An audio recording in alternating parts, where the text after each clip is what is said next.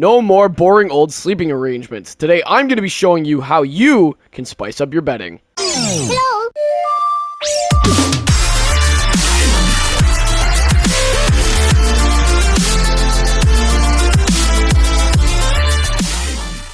What's up everybody, and welcome back to another video on my channel. Today we're going to be continuing our little endeavor to our build showcase. But not just any build, I'm going to be showing you, yes you, how to fix anything related to your bland old Minecraft experience. Whether that be in creative or survival. Can you do it?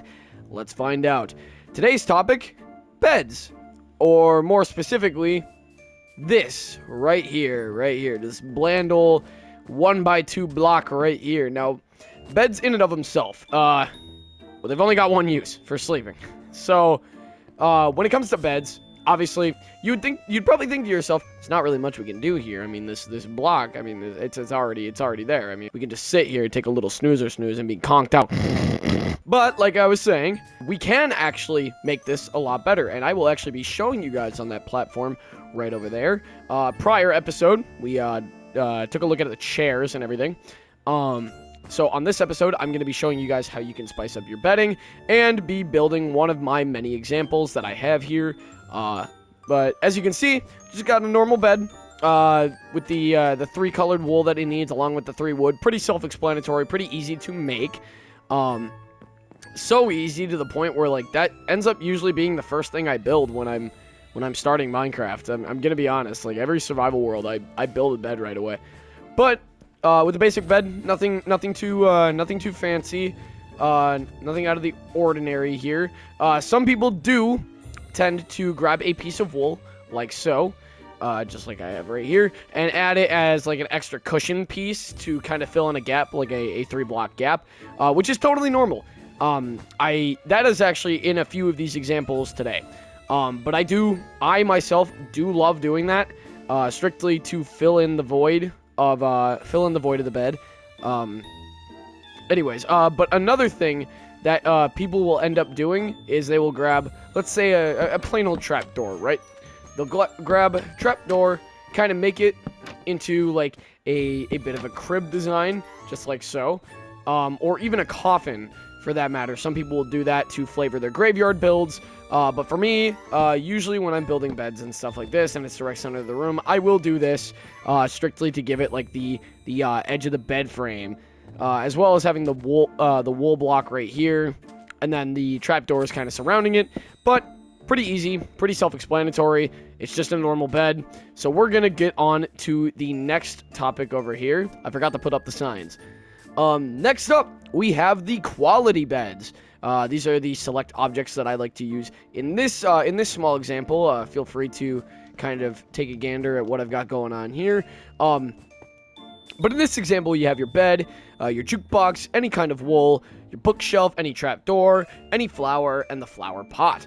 These are your quality beds to make it kind of like spice up the room a little bit more. So let's say you have a dead center room just like this. You add your wool attachment, and then whatever other house decorations you might have for your creative or survival world, depending on what you're willing to do. Pretty much anything can go in between these.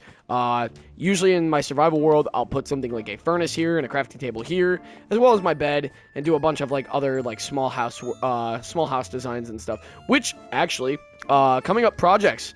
In terms of coming up projects, that will be something I'm doing, is build showcasing in environmental pieces of your world. So yeah, just a little bit of a heads up on that. We've got our jukebox here. We've got our bookshelf with our flower and our flower pot, our little torch flower right here.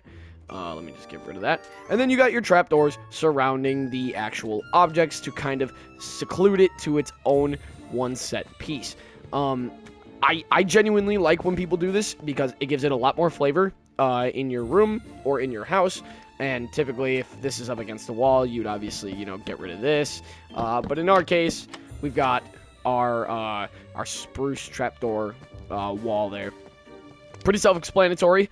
You could do the same thing that you did with your crib kind of outline, or even have the foot of the bed just like so, which actually does give it a bit more like flavor, because then it means like you have to step off to the side, you can kick off your shoes, and you can just lay down, take a little snooze. So it'll be pretty good. Honestly, this is probably the easiest way you could probably spice up your beds, or if you really wanted to, you could do a double bed, just like so, and kind of expand this outwards, whichever you wish to do. Same thing with the common beds, you know. I mean, if you really want to, you could do 3. I mean, like I'm not one to judge. I mean, who are you sleeping with? That was quality beds. Now we're moving on to some of my more favorite practices with these beds. This one being outside slumber. All you need is actually very simple. All you need is your bed, your wool, and even some carpet. Will make the magic happen by making this sleeping bag look. So like when you're crouching over your bed, you got one carpet here, and then you got your white carpet here over your white pillow, and then obviously you can lay down in your sleeping bag to give it that kind of campy vibe, if you really want to. You got your campfire, obviously your little setting back here. I kind of thought it would be cool if I built this, but yeah, it's very simple. This one actually requires you to dig underground. The first one for these builds, pretty self-explanatory, pretty easy. This is your basic, your traditional sleeping bag for when you go camping. Speaking of which, that's what I'm doing tomorrow. Thank the Lord. Anyway, yeah. Just wanted to kind of give you guys that side visual of the outside slumber, just so you guys have like a quick understanding as to what it could look like. But that is outside slumber. Now, here is the one that we are going to be building. Royalty beds. Now, as you can see, there's a lot of stuff going on right here. The blocks used, you got your candles, your bed, your wool, your slabs, your trapdoor, your stripped log, your wall, your stairs, your chest, your flower pot, and your sapling. Now, keep in mind, all of the other miscellaneous stuff like the candles, the colored wool, the type of wood, everything can be mismatched. It doesn't have to look exactly like this. I just go based off of the surrounding choice here. But this is the royalty bed that I have decided to build. As you can see, you've got your king-sized bed frame here with your sleeper for 2. Here with your storage chest at the end of the bed. Your pillows up here along with your candles and your little bonsai tree. Then you've got some banners here, which are not on the list. I kind of just hung them up for decoration, but you can use them as well. I will be using them in the example when I build it. So up here, you've also got your stairs. Kind of set it up because if this bed isn't touching the roof, obviously you don't want it to really affect the roof of your building, especially if it ends up being too high. But in the case where your roof is too high, you can always break these down, or even break down this brick, because you'll still be able to walk up and get into your bed safe and sound. Pretty good detail.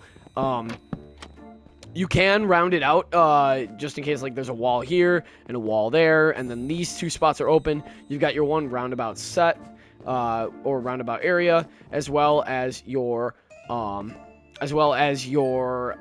chest right here. God, I lost the word for a second. As well as your chest for your storage stuff. I like to build these direct center of the room, or up against one wall, but not in a corner, mainly because I feel like it ruins a little bit of the design detail. But overall, this is probably one of my favorite bed designs I've made, period. But as you can see, you got all your objects here. Pretty easy, pretty self-explanatory. If you ever find yourself needing to copy-paste this as well instead of watching the tutorial, feel free to look back at the footage as well. But pretty easy, pretty self-explanatory. I love these kinds of builds, especially when you're going for a setting like your medieval setting or just your mansions. I love building those probably the most. So yeah, this is definitely way more up my alley. Now we got the last little segment here, Bunks Elevated Plus. This is actually a design I came up with last minute, which I thought would be pretty cool to actually show you guys. And I'll actually use the example here quick right now. But in these examples, you've got your bed, your stripped log, your barrel, your fence, your trapdoor, and your ladder. You don't necessarily need the barrels unless if you're doing a 3 bunk. a 3 bunk height. But what I like to do is I like to use these for my camping, or like a campsite area for like a log cabin and stuff, to use as extra pieces to kind of accompany the sleeping bag that we have all the way down there. But this is, all in all, really easy, really simple to do. If you really want to do this for the bunk bed itself, you just place your bed on top of these 2 blocks, like so, break the blocks underneath it, and place another bed right underneath that one. Pretty easy, pretty easy. As you can see, you got your ladder to climb up to the side to get your top bunk, just as like the little flavor. And if you really want to, you can also use your barrel as storage. So let's say I just go boop. All right, there we go. Now that's part of the storage.